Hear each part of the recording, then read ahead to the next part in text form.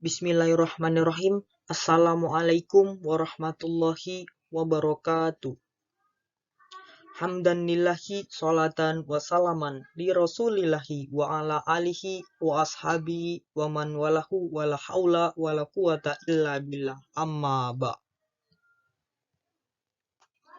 Segala puji hanya milik Allahu Rabbi. Segala zat yang maha ghafur, zat yang maha syukur, yang telah memberikan beribu-ribu nikmat yang tidak terukur kepada kita semua. Baik nikmat iman, nikmat Islam, sampai nikmat sehat walafiat. Sehingga kita bisa berkumpul di tempat yang insya Allah diberkahi oleh Allah Subhanahu wa Ta'ala. Seandainya lautan yang ada di muka bumi ini Allah jadikan sebagai tinta, lalu pepohonan-pepohonan Allah jadikan pena, dan dedaunan Allah jadikan kertas, niscaya ia tidak akan cukup untuk menuliskan nikmat-nikmat yang Allah berikan kepada kita semua. Salawat serta salam semoga tercurah limpahkan kepada Nabi akhirul zaman, seorang nabi yang lahirnya saja membuat goncang alam semesta, membuat heboh para malaikat Allah Subhanahu wa Ta'ala, yang kalau bukan karenanya tidak akan Allah ciptakan alam semesta ini. Siapakah dia? Tidak lain dan tidak bukan, yaitu Habibina wa Syafi'ina Maulana Muhammadin Sallallahu Alaihi Wasallam, beserta keluarganya, sahabatnya, dan kita selaku umatnya yang mengikuti sunnahnya. Semoga mendapatkan syafaatnya dan mendapat tunjuk hingga akhir zaman nanti. Amin amin ya rabbal alamin. Pada kesempatan kali ini, izinkan saya untuk mempresentasikan pada bab 8 pendidikan agama Islam tentang zakat landasan pembangunan ekonomi umat. Semoga Bapak dan teman-teman semuanya bisa mengerti.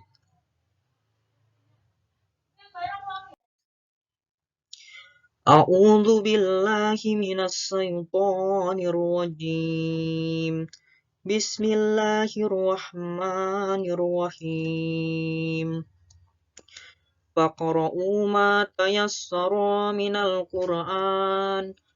Alima an sayakunu minkum marada wa akharuna yadribu fil ardi yabtaguna min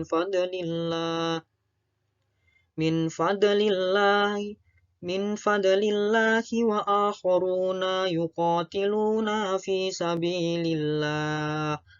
Faqra'u ma tayassara minhu wa aqimus sholata wa atuz zakata wa aqridullaha fardan hasanah, yang artinya bacalah apa yang mudah bagimu dari Al-Quran dan dirikanlah sembahyang, tunaikanlah zakat dan berikanlah pinjaman kepada Allah, pinjaman yang baik. Quran Surat Al-Muzammil.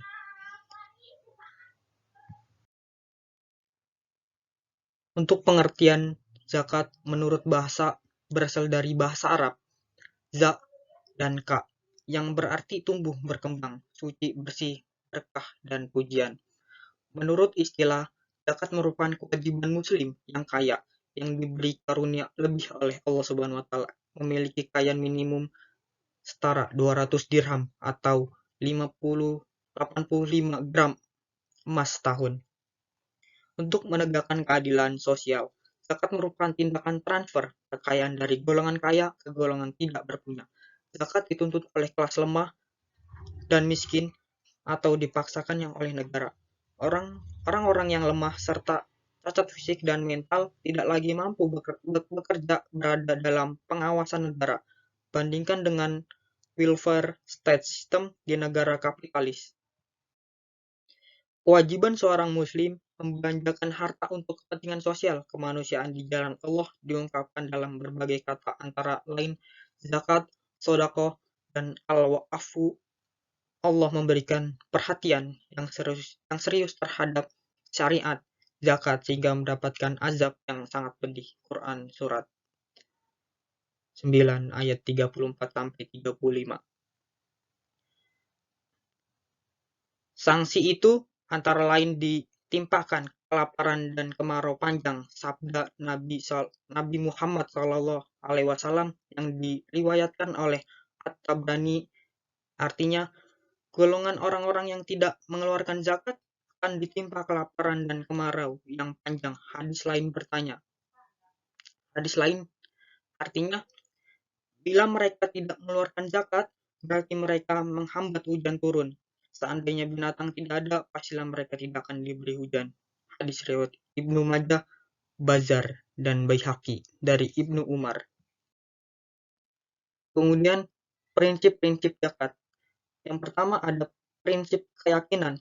Perintah zakat berkaitan dengan sholat kesolihan individu. Yang kedua, prinsip kepastian. Jumlah yang harus dibayar dan nisab jelas. Yang ketiga, prinsip kemudahan. Muzaki bisa menghitung sendiri atas dasar keyakinan dan kerelaan.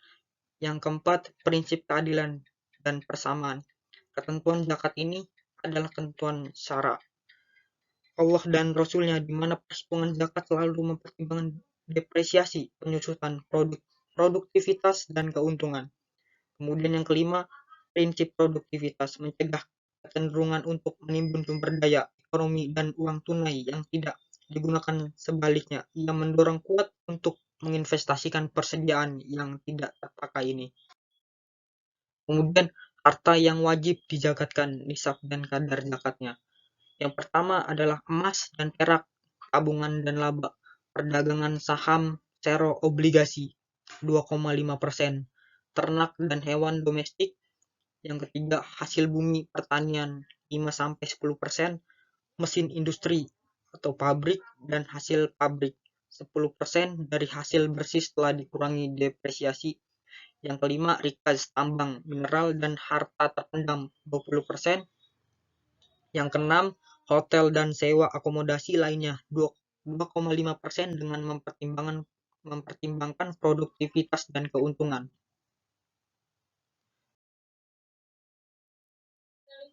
Di sini ada pembagian nisab, kadar, waktu, dan keterangan tentang zakat. Yang pertama adalah tumbuhan.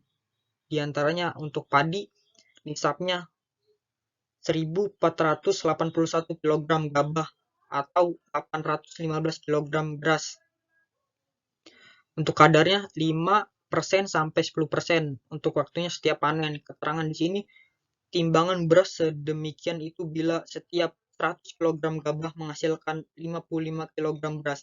Kalau gabah itu ditakar, ukuran takarannya adalah 98,7 cm panjang, lebar, dan tingginya. Kemudian untuk biji-bijian, nisabnya, kadar, waktu, dan keterangannya di sini. Untuk nisab sama dengan nisab padi, kadar 5-10%, waktunya setiap panen. Keterangannya, Imam Hambali yang wajib dizakati hanya biji-bijian yang tahan lama disimpan. Imam Syafi'i yang wajib dizakati hanya biji-bijian yang tahan lama disimpan dan menjadi makanan pokok.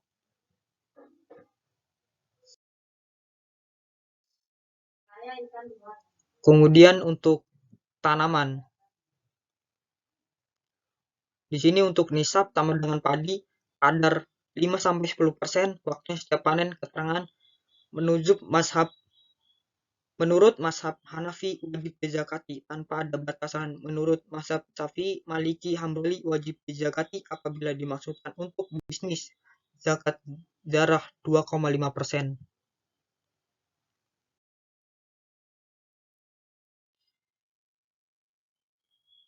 Kemudian untuk rumput-rumputan,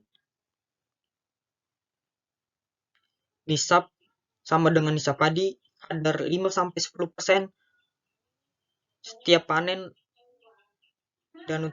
dan keterangannya SDA.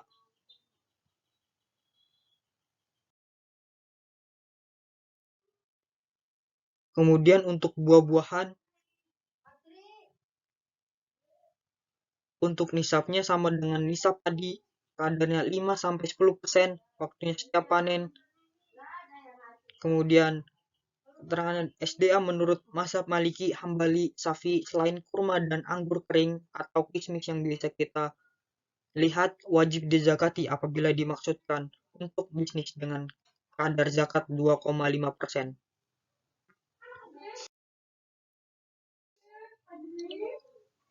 Kemudian untuk sayur-sayuran, Untuk nisabnya sama dengan nisab tadi, untuk kadar 5-10%, waktunya setiap panen. Di sini menurut mazhab Maliki Hambali Syafi'i tidak wajib dizakati kecuali apabila dimaksudkan untuk bisnis dengan kadar zakat 2,5%.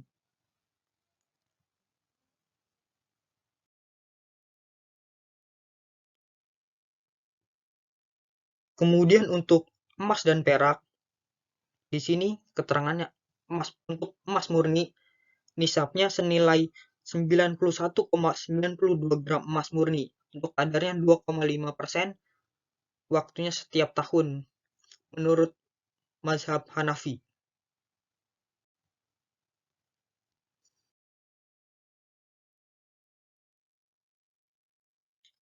Kemudian untuk perhiasan perabotan rumah dan lain sebagainya, di sini nisabnya senilai 91,90 gram emas murni, kadarnya 2,5%, untuk waktunya setiap tahun.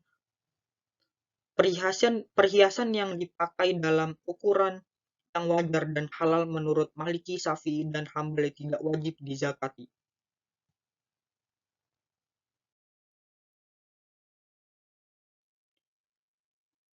Kemudian untuk perak, di sini dijelaskan bahwa nisabnya senilai 91,92 gram emas murni untuk kadarnya 2,5%, waktunya setiap tahun.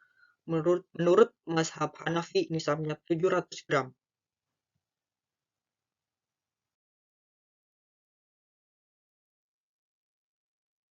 Kemudian untuk perhiasan, nisabnya di sini senilai 642 gram perak untuk kadarnya 2,5%, waktunya setiap tahun, yang dipakai dalam ukuran yang wajar dan halal menurut Maliki, Syafi'i, dan Hambali tidak wajib dizakati.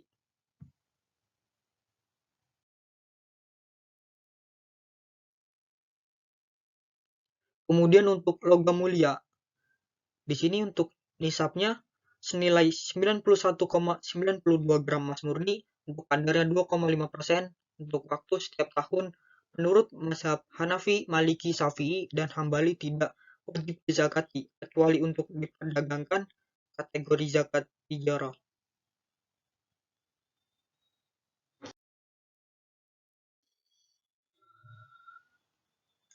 Kemudian untuk batu permata, di sini nisabnya senilai 91,92 gram emas murni untuk kadar 2,5%, waktunya setiap tahun. 6 batu permata, intan, berlian, dan lain-lainnya.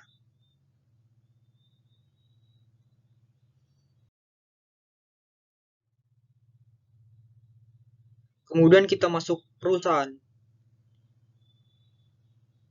yang tepatnya pada sektor industri.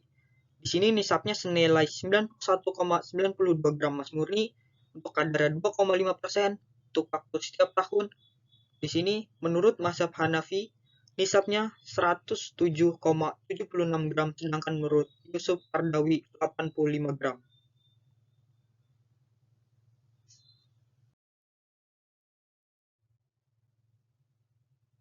Kemudian untuk sektor usaha, untuk nisabnya senilai 91,92 gram emas murni untuk kadar 2,5%, waktunya setiap tahun. Sini SDA.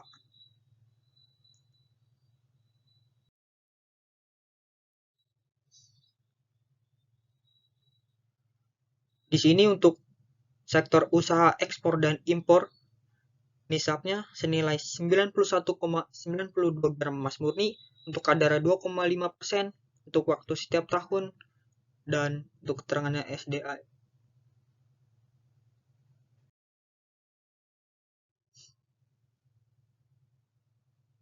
Kemudian untuk jasa konsultan, di sini nisabnya senilai 91,92 gram emas murni untuk kadar 2,5% untuk waktu setiap tahun, keterangannya SDI.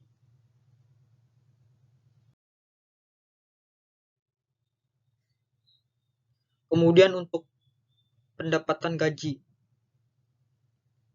di sini Keterangan nisabnya adalah senilai dengan 91,92 gram emas murni, kadar 2,5%, waktu setiap tahun.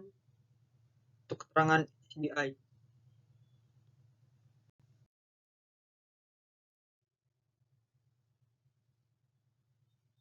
Kemudian untuk usaha perkebunan dan lain-lain. Di sini nisabnya senilai 91,92 gram emas murni, kadar 2,5% untuk waktu setiap tahun, dan keterangan SDI.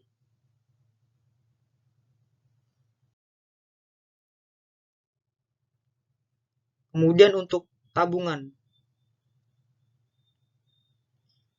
Di sini nisabnya senilai 91,92 gram emas murni untuk kadar 2,5% untuk waktu setiap tahun, dan keterangan pun sama dengan SDI.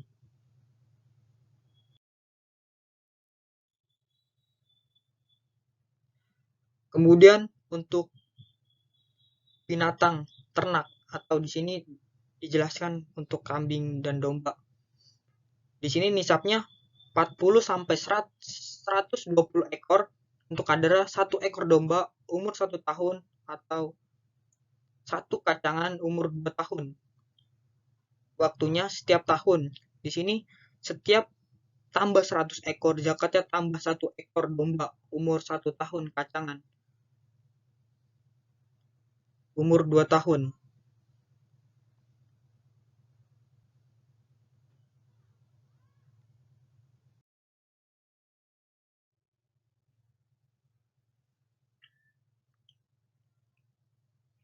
Di sini untuk kuda nisabnya sama dengan sapi atau kerbau, sama dengan untuk kadara sama dengan sapi dan kerbau. Untuk waktunya setiap tahun. Setiap tambah 30 ekor zakatnya tambah 1 ekor umur 1 tahun. Setiap tambah 40 ekor zakatnya tambah 1 ekor umur 2 tahun.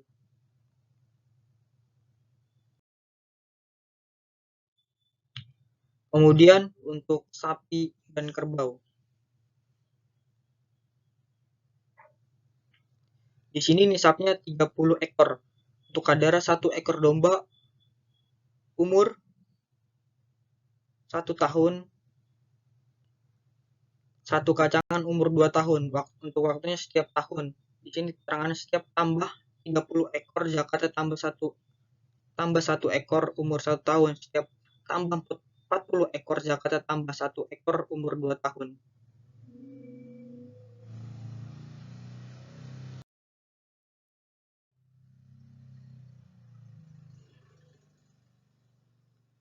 Kemudian untuk tambang harta. Di sini dijelaskan untuk tambang emas. Untuk nisabnya senilai 91,92 gram emas murni, kadar 2,5%, waktunya ketika memperoleh. Di sini menurut mazhab Hanafi nisabnya 107,76 gram dengan kadar zakat 20%. Sedangkan menurut Yusuf Kardawi 85 gram.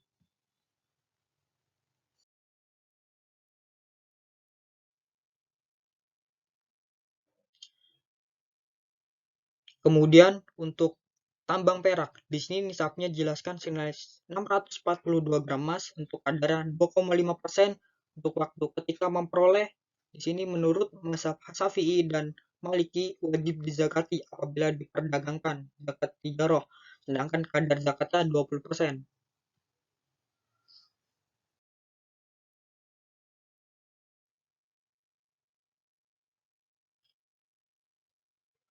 Kemudian di sini untuk batu-batuan, di sini nisabnya senilai nisab emas untuk kadar 2,5% untuk waktunya ketika memperoleh. Menurut mazhab Syafi'i dan Maliki wajib dizakati apabila diperdagangkan zakat tijarah.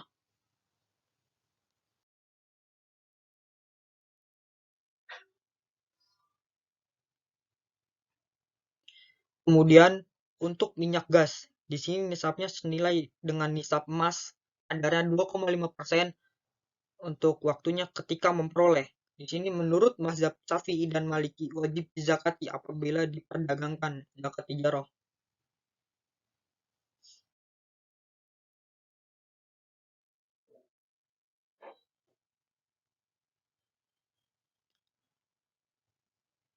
Kemudian di sini untuk harta terpendam, nisabnya senilai nisab emas. Untuk kadarnya 2,5% untuk waktu ketika memperoleh.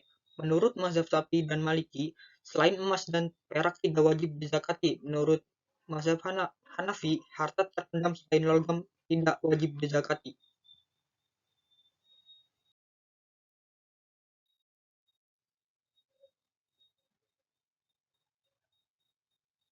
Kemudian untuk zakat fitrah, di sini nisabnya dijelaskan bahwa punya kelebihan makanan untuk keluarga pada hari Idul Fitri. Untuk kadar 2,5%, untuk waktu tidak dijelaskan. Di sini keterangannya akhir bulan Ramadan. Jadi untuk zakat fitrah ini kemungkinan hanya untuk ketika bulan-bulan suci Ramadan dilaksanakannya. Kemudian mustahik zakat, untuk menjamin terwujudnya keadilan dan menyempitkan kesenjangan sosial ini, telah mengatur distribusi zakat dengan menetapkan kelompok yang berhak menerima zakat dan kelompok yang menetapkan kelompok yang berhak menerima zakat dan kelompok yang haram menerima zakat. Orang yang berhak menerima ditentukan oleh Allah Subhanahu wa taala dalam Quran surat At-Taubah ayat 9. Kemudian di sini dijelaskan zakat ini diberikan kepada kelompok kelas lemah, yaitu antara lain mustahik, fakir miskin, amil zakat dan sarana, administrasi serta keuangan, golongan mualaf, pembebasan manusia dari perbudakan, orang berhutang atau pailit, ibnu sabil, tunawisma, anak buangan, dan suaka politik. Di sini untuk fakir miskin, yang berhak menerima zakat atas nama fakir miskin adalah mereka yang tak punya harta dan usaha sama sekali, namun tetap menjaga kehormatan dirinya dari meminta-minta. Quran surat Al-Baqarah ayat 2 sampai 273. Kemudian yang kedua, mereka yang punya harta atau usaha tetapi hanya mencukupi untuk kurang dari separuh kebutuhan minimum keluarga selama 1 tahun. Mereka yang punya harta atau usaha yang hanya mencukupi separuh atau lebih kebutuhan diri, keluarga, dan tanggungan setahun. Kemudian yang ketiga, mereka yang memiliki mata uang atau harta kurang dari nilai nishab menurut ukuran zakat yang sah, yang nilainya kurang dari 200 dirham atau 85 gram. Kemudian yang keempat, mereka yang penghasilannya pendapatannya di bawah upah kerja minimum atau yang biasa karyawan miliki atau hasilkan sehingga tidak cukup menafkahi diri, keluarga, dan tanggungannya. Kemudian untuk amil zakat, di sini dijelaskan muzaki atau wajib zakat menyalurkan harta zakat melalui badan atau lembaga amil zakat. Kewajiban amil zakat melakukan sensus ekonomi dan mendata kelompok mustahik dari kantong-kantong kemiskinan pada suatu wilayah, sehingga penyaluran zakat tepat sasaran pada mustahik. Amil zakat dapat menyusun program pembangunan dan proyek pengembangan masyarakat dalam sektor yang pertama pendidikan, yang kedua kesehatan, yang ketiga tenaga kerja, yang keempat kesejahteraan sosial, dan yang kelima pemberdayaan perempuan. Kemudian mu'alaf. Mu'alaf terdiri atas 4 macam, yaitu yang pertama orang yang baru masuk Islam sedang imannya belum teguh. Yang kedua orang non-Islam yang berpengaruh dalam kaumnya dan kita mengharapkan kalau dia diberi zakat orang lain dari kaumnya akan masuk Islam. Kemudian yang ketiga orang non-Islam yang berpengaruh terhadap kafir. Kalau dia diberi zakat kita akan terpelihara dari kejahatan kafir yang ada di bawah pengaruhnya. Kemudian yang keempat orang yang menolak kejahatan, orang yang anti zakat, dengan demikian sasaran mualaf lebih bersifat politis. Kemudian yang keempat, kerimin, orang yang pelit. Di sini orang yang jatuh pelit pada dasarnya adalah orang yang cerdas, yang kaya ide bisnis. Ada 3 macam orang pelit yang berhak atas zakat, yaitu yang pertama orang yang berhutang karena mendamaikan antara dua orang atau kelompok yang berselisih. Kemudian yang kedua, orang yang berhutang untuk kepentingan dirinya sendiri pada keperluan yang mubah atau yang tidak mubah tetapi dia sudah tobat. Kemudian yang terakhir atau yang ketiga, orang yang berhutang karena menjamin utang orang lain sedang dia dan yang dijaminnya itu tidak dapat membayar utang itu. Kemudian sabilillah. Para ulama salaf memaknai sabilillah dengan bala tentara dan mata-mata termasuk pembelian segala perlengkapan perang fi sabilillah. Sedangkan menurut ulama khalaf seperti Rashid Ridho, sabilillah meliputi segala program usaha untuk kemaslahatan umum dan usaha penguatan agama dan pemerintahan Islam, seperti pembangunan madrasah, rumah sakit, pengiriman mubalik ke pedalaman dan lain-lain. Kemudian Ibnu Sabil. Ibnu Sabil adalah mereka yang tidak dapat menggunakan kekayaan yang ia miliki padahal ia sangat membutuhkan. Ibnu Sabil ini seperti orang yang dalam perjalanan dengan syarat keadaan perjalanannya bukan maksiat pada kurun sekarang termasuk di dalamnya suaka politik. Kemudian di sini dijelaskan orang yang haram menerima zakat. Untuk menjamin keadilan distribusi zakat, diatur pula tentang kelompok yang haram menerima zakat, antara lain di sini Muhammad Rasulullah SAW beserta keluarganya dari keturunan Bani Hashim dan Bani Muthalib, mengingat kedudukan beliau sebagai pemimpin dari Al-Bait umat. Di antara tugasnya adalah memungut zakat dari kaum beriman atau muslimin sebagai penggantinya. Ahlul Bait berhak atas meneh humus. Al-humus 20% dari 20% bagian ghanimah hasil rampasan perang sebagaimana tersebut dalam Quran surat Al-Anfal dan Quran surat Al-Hasr. Kemudian yang kedua, istri, anak, ayah, dan semua keturunan muzaki.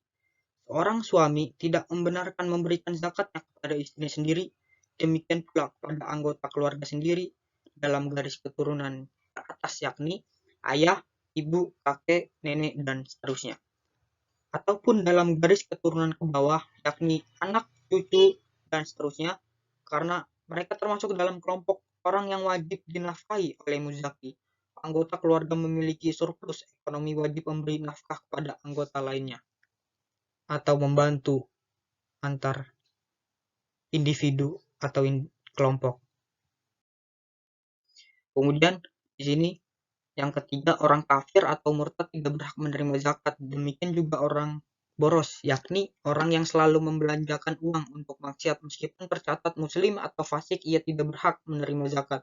Kecuali apabila pemberian zakat kepada orang kafir, murtad dan fasik justru diharapkan dapat melunakkan hatinya atau mualaf dan mengembalikannya ke jalan yang benar. Komitmen ini karena Islam melarang dan membatasi gerak semua praktek yang merusak dan antisosial yang terdapat dalam masyarakat, misalnya berjudi, narkoba, dan seterusnya. Dilihat dalam Quran surat Al-Maidah ayat 90. Kemudian yang keempat, orang yang menghabiskan waktunya untuk mengerjakan ibadah ritual, ahli ibadah, sehingga tidak ada lagi waktu luang untuk mencari nafkah, sementara ia memiliki tenaga dan kemampuan untuk itu, maka ia tidak berhak atas zakat. Sebabnya adalah manfaat dari ibadah itu hanya kembali pada penegasan ini merupakan kelanjutan dari penolakan Islam dirinya sendiri tanpa orang lain terhadap konsep hidup rahbaniyah, kerahiban pastoria, menekankan semata-mata pada aspek spiritualisasi, moralitas, serta menegaskan aspek material. Lihat Quran surat Al-Hadid ayat 27. Kemudian implikasi. Zakat sangat besar manfaatnya bagi kehidupan dan peningkatan kualitas kehidupan umat Islam. Hal ini dapat dilihat dari hikmah diwajibkannya zakat. Antara lain, pertama, dapat mensucikan jiwa muzaki dari sifat tercela seperti kikir, individualisme, angkuh, dan lain-lain. Kedua, untuk membersihkan harta dari kemungkinan bercampurnya hak orang lain. Di sini dijelaskan dalam Quran surat At-Taubah ayat 103. Dan untuk yang ketiga, untuk mendistribusikan harta dengan baik sehingga tidak hanya dimiliki oleh orang-orang yang kaya saja. Di sini dijelaskan dalam Quran surat Al-Hars ayat 7. Dan yang keempat, untuk memenuhi kepentingan umum seperti jembatan masjid, irigasi, dan lain-lain sebagainya. Dan yang kelima, untuk meningkatkan kualitas hidup manusia itu sendiri. Kemudian, dimensi ideologis ibadah zakat. Perintah zakat membawa implikasi kepada pemahaman konsep iman dan kafir dalam analisis sosial ekonomi.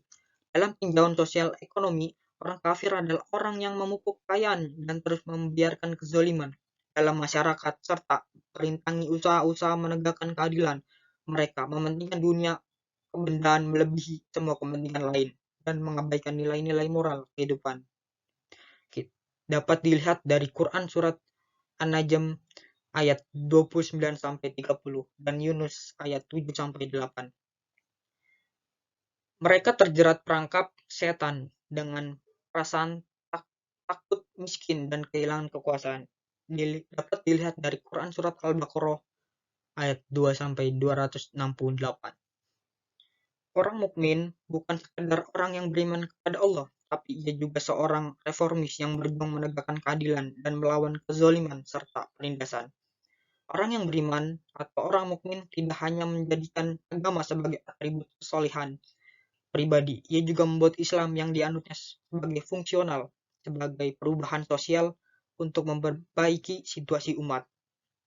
Membela mereka yang lemah dan tergusur dari proses-proses struktural akibat pembangunan dan perubahan sosial, orang mukmin menjadikan agama memiliki kredibilitas untuk terlibat dalam urusan-urusan duniawi. Kalau ia tidak berjuang menegakkan keadilan dan melawan kezaliman serta penindasan, apalagi kalau ia justru mendukung sistem dan struktur masyarakat yang tidak adil, walau ia percaya kepada Allah, orang itu masih tergolong kafir. Sama saja sebagai perumpamaan duri dalam daging atau musuh dalam selimut yang dikenal dengan golongan munafik. Kemudian untuk dimensi sosial ibadah zakat. Di sini jelaskan zakat fitrah termasuk dalam kategori zakat untuk kepentingan konsumtif dan hanya untuk mengatasi kelaparan pada hari raya. Senilai dengan 2,5 kg beras, implikasi zakat dari segi perbaikan dalam konsumsi dapat dilihat dengan pemenuhan kebutuhan pokok sehingga dapat menghasilkan keseimbangan untuk permintaan dan suplai barang. Perbaikan konsumsi ini dapat akhirnya akan mendorong perbaikan dalam distribusi ke arah pengurangan perbedaan dalam pendapatan individu dan keluarga yang berlainan dalam komunitas beradab. Juga pengurangan fluktuasi antara periode waktu yang berbeda-beda dalam pendapatan individu dan keluarga, terutama di kalangan masyarakat yang lebih miskin. Kemudian, untuk dimensi ekonomi ibadah zakat, meningkatnya konsumsi masyarakat akan mendorong tindakan investasi dan produksi. Karena itulah program recovery ekonomi bagi Berimin konglomerat muslim yang jatuh pailit dan pembebasan budak menjadi relevan. Implikasi dari program zakat dari sasaran Gerimin dan Rikob ini dapat dilihat melalui perbaikan dalam produksi. Yang pertama, meningkatnya daya produksi sehingga hasil dari setiap pekerja yang lebih besar akan diperoleh dengan daya upaya yang lebih kecil. Kemudian yang kedua, perbaikan dalam organisasi produksi menghindari pengangguran dan sebab-sebab lain sehingga dapat mengurangi pemborosan sumber daya ekonomi sekecil-kecilnya.